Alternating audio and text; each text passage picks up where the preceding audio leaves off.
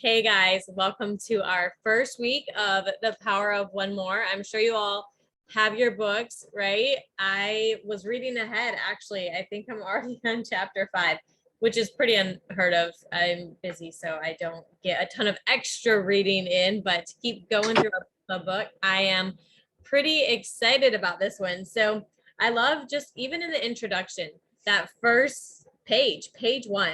You can find your best life by doing one more thing than the world expects from you. And I tell my kids that all the time. This is a standard that I live by myself. Like if I plan on doing 10 push-ups, I'm going to push myself to do 11 or 12 or whatever it is that we're doing it a little bit better every time. Not just hitting, the minimum. It's stretching you to hit even bigger goals. And I do feel like you have to stretch yourself to do a little bit more. We've heard about this in The Slight Edge. Atomic Habits talks about it. There's so many books that we read that talk about this. It's such an important skill. I love where he talks about how you're not born to be average or ordinary. You're born to do something great with your life. And honestly, if you didn't even read any further in the book, you just sat there and thought about those words and what that means to you and your business in particular, how can you sit down and chill out and just watch TV all night when your business is waiting and people are waiting to get help and healing and all of these things for their lives? I mean, it's really inspiring to think that we have been given this opportunity and we know what it's done for us. Why would we keep quiet about it? So I love how he sets the gold standard in just this first chapter, beginning with one more thing. And he just goes on and to talk about it in the whole book, like one more emotion, one more try. And as we're going to talk about in the next chapter, one more identity. And I think that it's just really good to not think about like, oh, we have to do a million things. What if we just do or focus one more on this one thing, and kind of break it down to what are some of the most important things that we can be focusing on.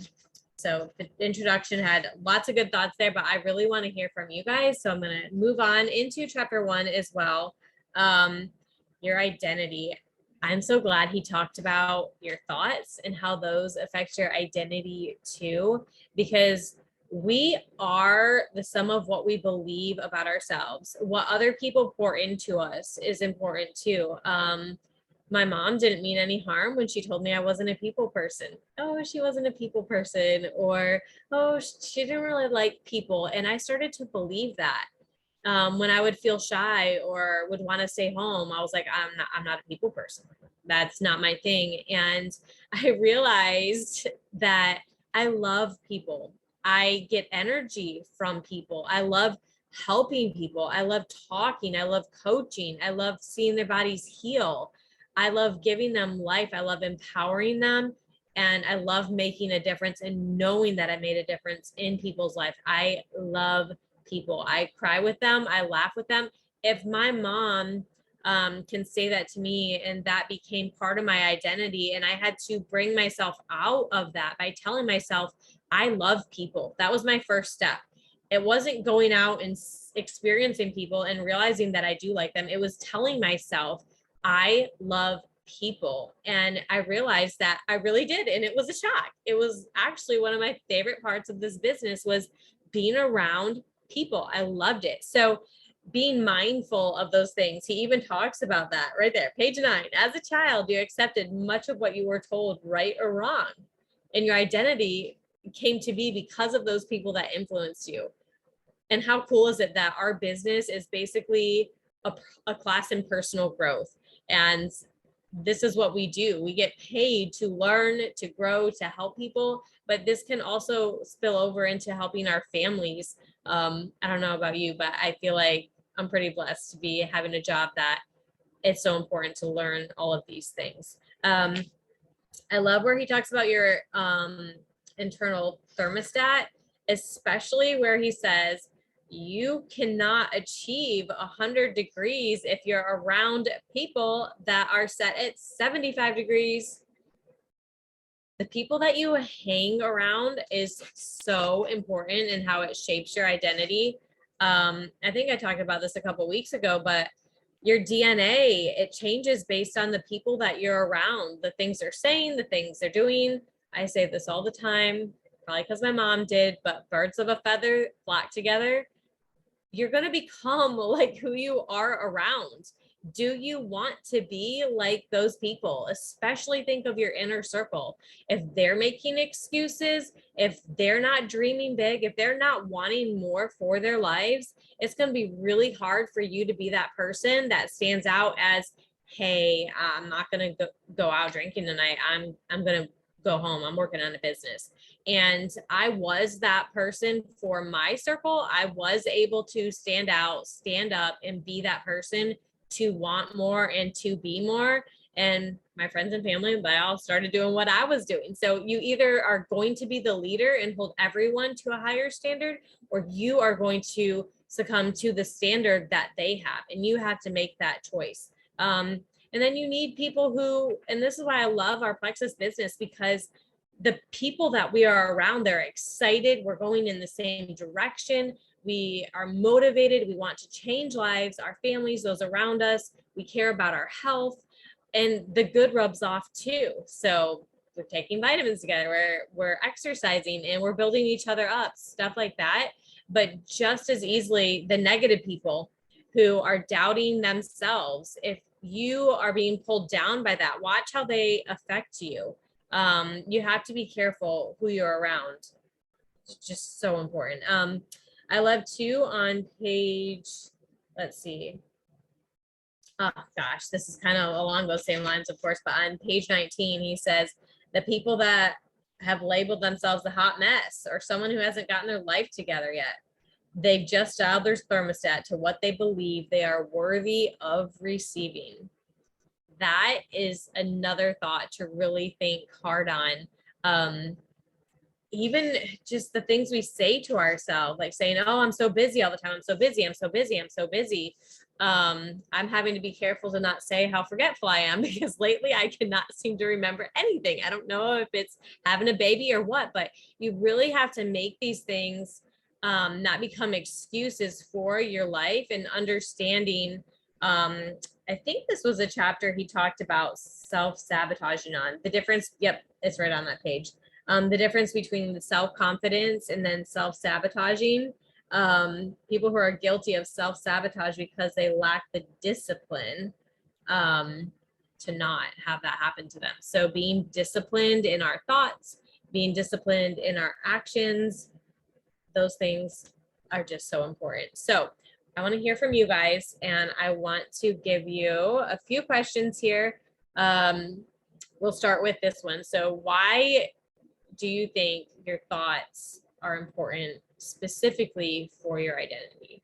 Can you give some examples in your own life of how that has been important?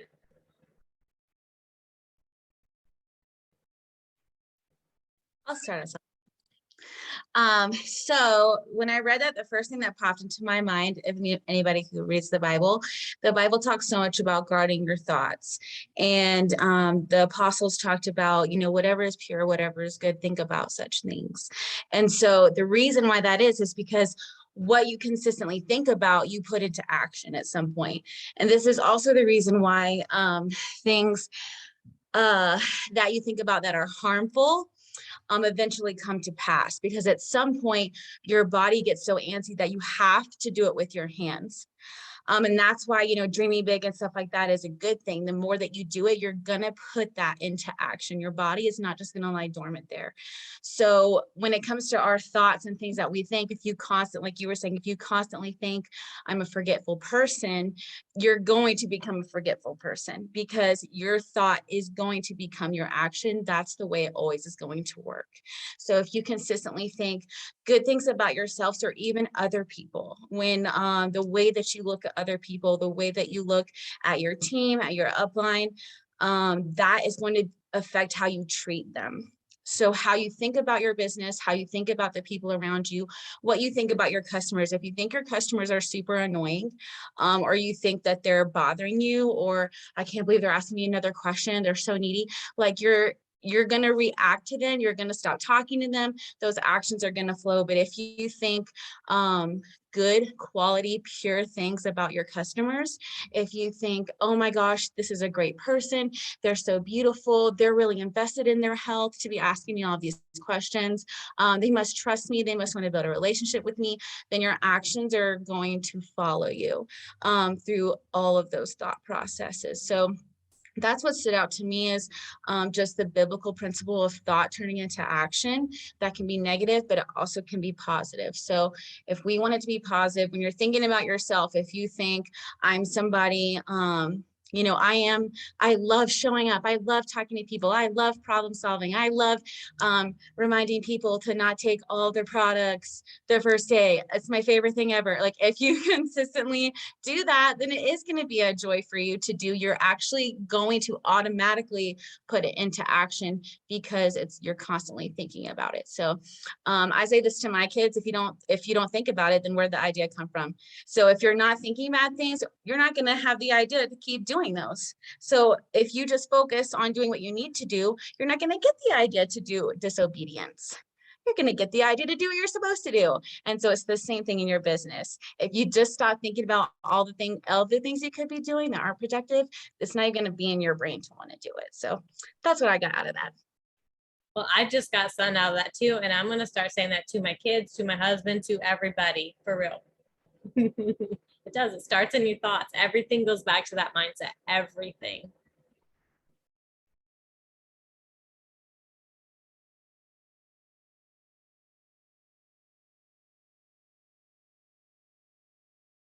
What stood out to me too, kind of just going along with that, is the fact that we do have a choice, though, because in page 9 he talks about, which really I loved, like this sentence. I had to stop and just think about it for a minute because it was so good. On page 9 he says, by the time you were old enough and able to question your identity, you were living with the identity you had adopted at a time when you didn't have a choice. Right. So when we were kids and we had things spoken over us, or, kind of like what you were saying, Fallon, like, it wasn't that maybe somebody was like a parent. They weren't trying to tear you down, but they said something to you that stuck, and then it became a part of your identity. Well, now we have a choice, now we're adults. Now we can do something about it. As a child, you don't really, it's just like, okay, yeah, this is who I am, but kind of just want to remind everyone, like, we have a choice. Like, you don't have to believe the things that you've been believing about yourself. You don't have to believe the things that were spoken over you when you were a child. I mean, this is like inner healing 101, like, you don't have to believe the negative things or the curses, like whatever has been spoken over you. You don't have to live in that. You don't have to live in that way. You have a choice to change that. And so that was really powerful for me. I underline that because that was a bomb. That was good.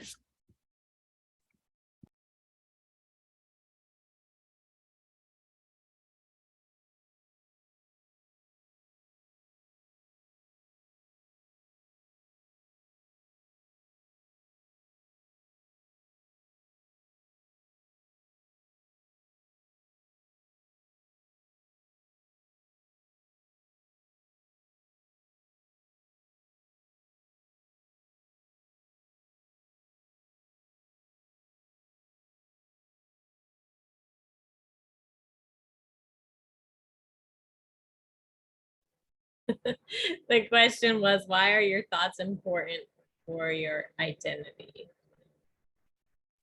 I was like, what were we supposed to be talking about? I have a headache. Kids got me sick. But it really is important, because you just, like, if you keep telling yourself that you're depressed every day, you're going to be depressed instead of looking for the good things, instead of looking at, oh, this is why I'm happy. So it really is important to just, like, think about the good thoughts. And we were just talking earlier about just a couple of family members who they are around each other and they feed off each other. And our dad, when he's around our brother, he says things differently. And it really is true. Like, you are who you hang around with. Like, and even me and Fallon will say things that are super similar. Like, and it's just so important. Like, your identity definitely does become who your closest friends are. And I'm just glad that, like Fallon was saying during the call, like, I love that we have a culture of just always wanting to be our best and take care of ourselves. So I love that.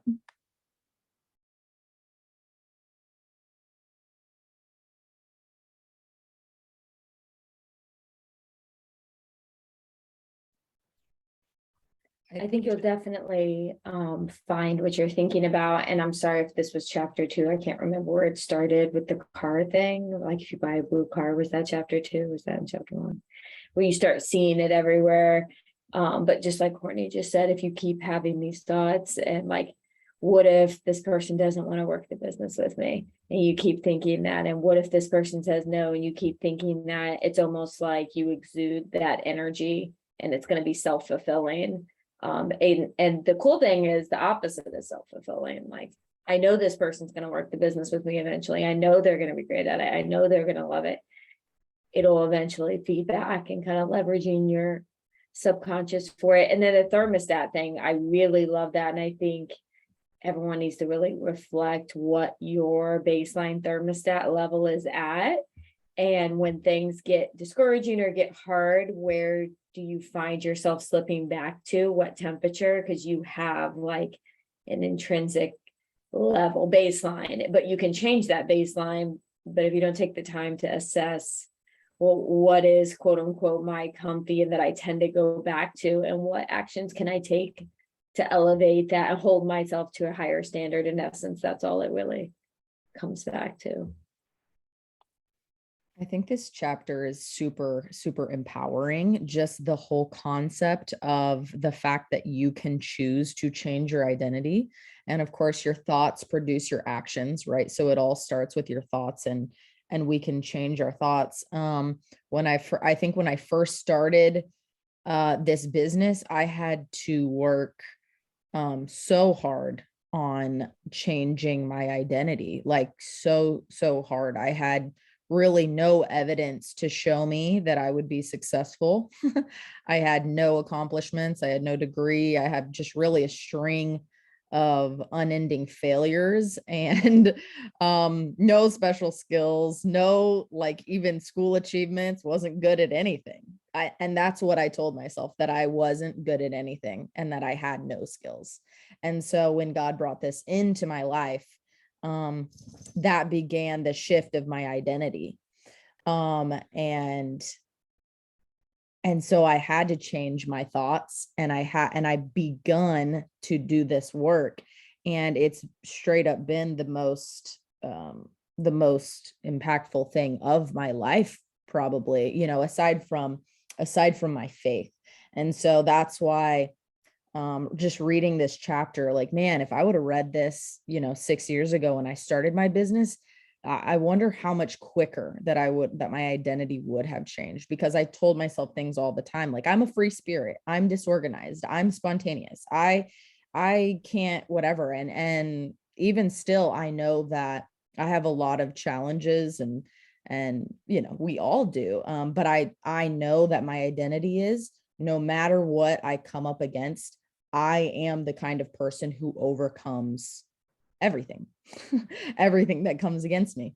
So I think, yeah, just hold on to that, because I see people being held back by their identity. I see people get traction and get rank and immediately go back, hit a goal and then quit the next month. And that is the perfect example of like raising the identity and your self-worth being like, whoa, I'm not the kind of person that achieves things.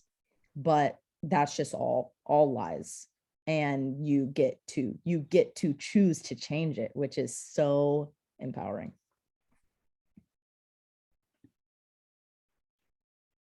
And it's a choice. I love that part, that it is a choice. It might be a struggle, but it is a choice. And having an identity crisis can be a very real thing. especially if you're used to just being a mom. It's one of the most important things that you can do in this life. But when you're a mom and then you're suddenly a boss babe, it's like, whoa, who am I? What's happening? Like there can be this struggle.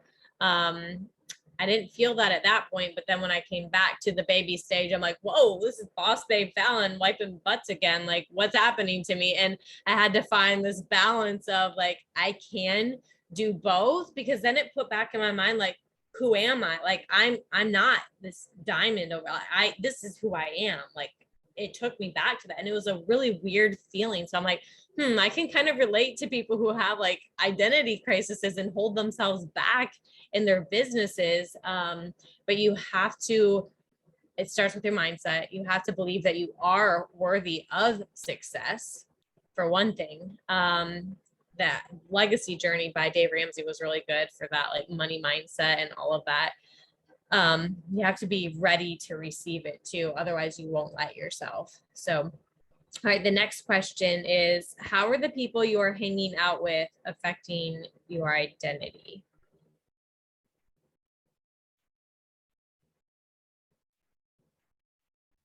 I'll jump in here for this one because I just got done talking about this, and it's all about, and it's so true, who you surround yourself with. Like if you are on the soccer field and they're complaining about the game, you're going to end up complaining about the game by the end of the season, or whatever that looks like.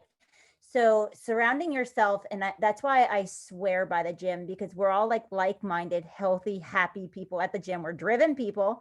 And that's where I find my closest friends. I constantly go to the gym and I'm like, will you be my friend? And that's where I've met Leslie. That's where I've met so many people, but it's like-minded people that have the same goals that I do to the next level. So not only are you showing up, but you're actually enduring pain and suffering and all types of things, trying to make it to that next level. So those are the people that I like to surround myself with. And the negative people, you just got to let them go, as hard as it is. And sometimes it's the closest people to you, but you have to be able to see past the closeness, and are they there for your benefit or not? And sometimes those are the hardest choices to make, but surrounding yourself by like-minded, healthy people that have a drive is the best thing you can do for yourself.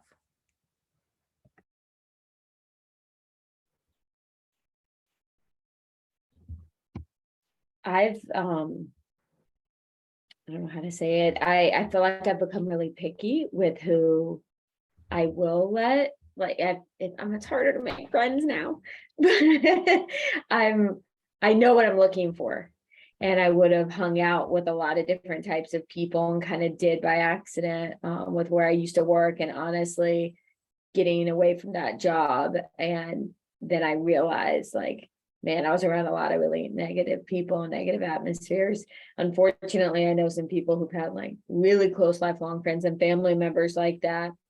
And I've watched it ruin people's businesses for sure. And I think it was Terry Richardson did a call recently about that. Like her close inner circle friends, like from when they were in middle school together, saw each other every day, were just super unsupportive of her. And like, kind of like, are you joking? Like, you can't do this. And she went emerald in 90 days. And so, but she had to, step away from all of them because they weren't supporting her goal, and she knew she wasn't gonna make it there with that support.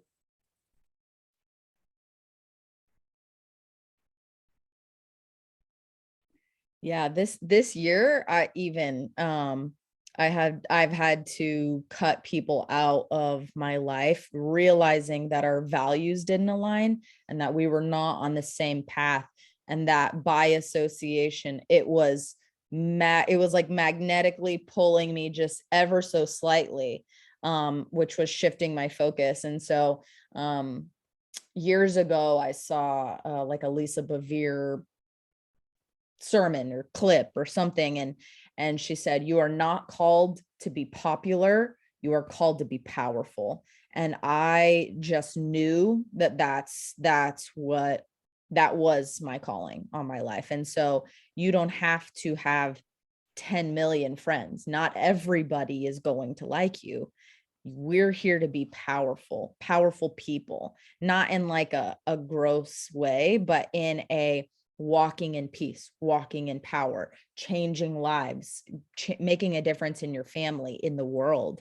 That is what we're called to do. And when you do more, people are going to feel off put. Mediocre people are always going to feel jealous or just annoyed or something. It's like oil and water sometimes. And so you got to be okay with that, because not everyone's going to get it. And you truly be careful who you bring into your life and allow in your life to impact you. I mean, even the way you talk, I was noticing, even though I was saying words that I wouldn't want to say more, things like that. And those were those little triggers that made me realize, wow, not the people I need to be around. So.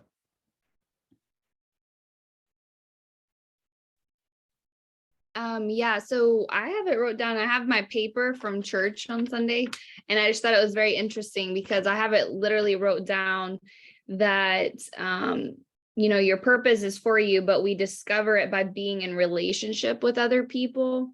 And I wrote down, be specific of your people and your circle and you'll thrive. And a lot of the sermon on Sunday was talking about how God did create us to be in relationship with people, and relationships are important and you need them in order to get to that next level. And so it really makes you analyze who you've been hanging around with, because if you don't find yourself getting closer to figuring out your purpose, getting to next levels, then I feel like that's not your people. And I know there's like different groups and stuff, but community is just such a big part of our lives. And I don't think people talk about it enough. We kind of have little cliques or hang out here and there, but it's like the bigger picture and how God created us to have interaction with people. And I even wrote this today on my post, how when you start stepping out, because I battled this in the beginning too, because I was like, I'm going to make people feel uncomfortable because I'm doing this. But I was like, this is a them thing. If they feel uncomfortable, like I can't help it, like I need to live up to who God has called me to be. But a lot of people, they want to put you back like in your place, because when they see you start to get out of your comfort zone and they start watching you grow and thrive, it reminds them of like how complacent they are. And it reminds them of how far away from their dreams and their goals that they are. So instead of like, oh, I'm going to do this with her, then they start to like try to talk you back to your place. And so, yeah, anyways, it just really makes you think about your circle and the people I'm hanging around with. Are they making me go up? Are they helping me like develop, get to next levels? And I'm so thankful for this community, because I'm like, man, I've grown so much, like in all areas of my life, not just Plexus, it goes beyond that, like so many areas. So I'm so thankful. And lastly, I mean, being in the military, you meet a bunch of people, and sometimes my husband, he's like, hey, I have this buddy and they're super close. They go to school together, like a selection or something. So they're super bonded. And so we go out to eat with their spouse, like a double date or whatever. And I'm like, no, I'm not hanging out with them again, and he's like, why? I'm like, no, that's not going to happen. He doesn't get it. But this literally happened not that long ago. And I was like, no, like I'm never hanging out with that person again, like ever, but anyways, yeah. So that's basically my takeaway.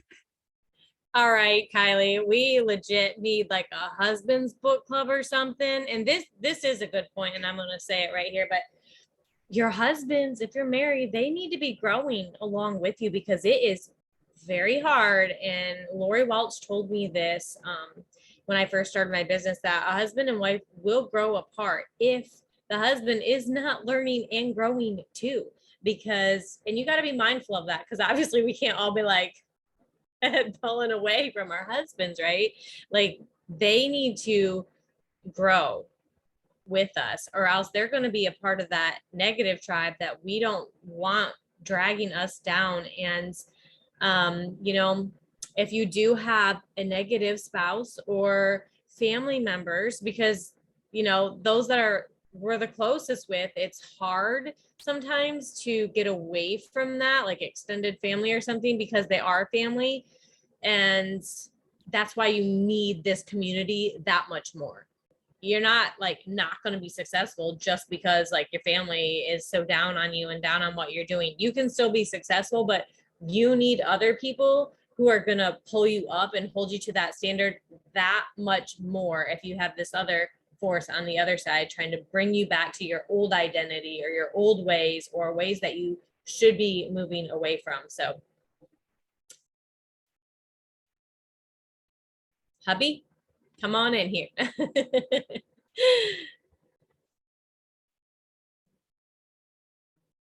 I would say for me, the way I connected with that, being a bigger personality person, I don't want to say people don't influence me to do stuff. I mean, everybody gets influenced.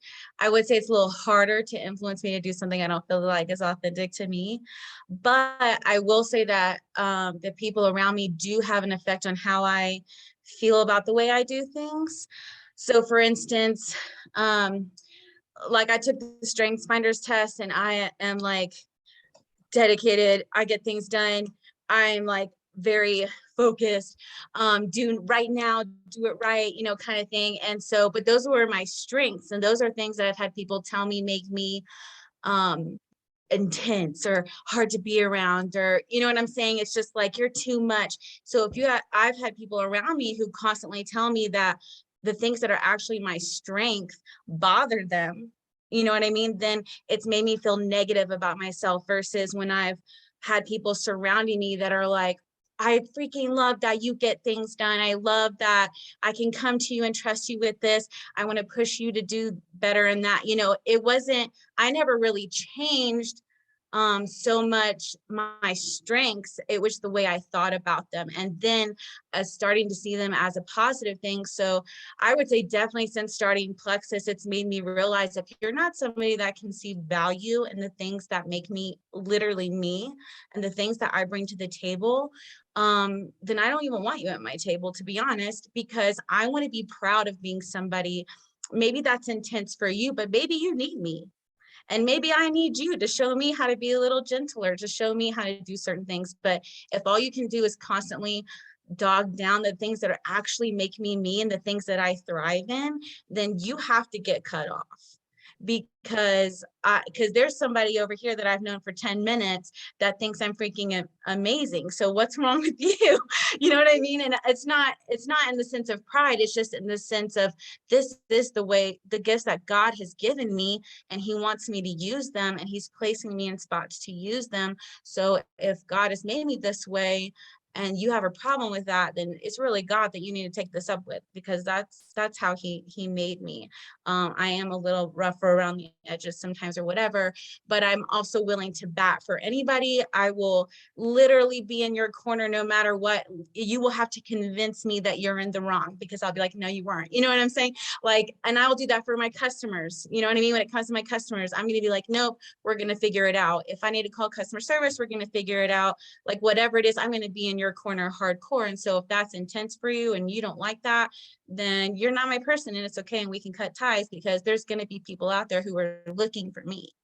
And so those are the people that I want too. And so if I have to make room for them, then I'm going to make room for them. So yeah, so it just helped me. I would say everybody, especially the Natalies, have helped me, because they speak a lot of life into me, of being like, yeah, you know what I mean? Versus being like, you need to dumb yourself down a little bit, you know? And I've had a lot of people in my life kind of be like, you need to quiet down. And that's just not the thing to say to me, to be honest. But so yeah, it's really helped me to surround myself with people that pump me up. And when I feel good about it, I do naturally react in a better way versus a negative way. I think more people need to speak up instead of more people need to quiet down. I feel like the world needs people who are going to be a voice and are going to speak up, especially on those things. We will just end right there so we don't go too over time. And good stuff, you guys. I absolutely love our time together. Thursday nights are just, I mean, it really is like Plexus Church, like keeps you going for the rest of the week. So I love it. And we will see you guys next week. 2 more chapters. So chapters 2 and 3.